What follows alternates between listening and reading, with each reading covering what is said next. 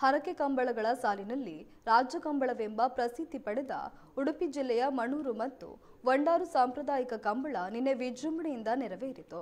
ಕ್ಷೇತ್ರದ ಆದಿದೇವತೆ ತುಳಸಿಯಮ್ಮ ಹಾಗೂ ಪರಿವಾರ ದೇವರ ದರ್ಶನ ಪಡೆದು ಸುತ್ತಕ್ಕಿ ತುಳಿಯುವುದು ಮುಂತಾದ ಹರಕೆಗಳನ್ನು ತೀರಿಸಿದರು.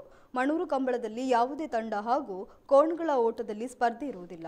ಬದಲಾಗಿ ಇದೊಂದು ಸಾಂಪ್ರದಾಯಿಕ ಹರಕೆ ಪ್ರಕಾರದಲ್ಲಿ ಇಲ್ಲಿನ ಕಂಬಳ ನಡೆಯುವುದು ರೂಢಿಯಾಗಿದ್ದು, ಜಾನಪದ ಕ್ರೀಡೆಯಾಗಿ ಸುಮಾರು 200 ವರ್ಷಗಳ ಇತಿಹಾಸವನ್ನು ಹೊಂದಿದೆ.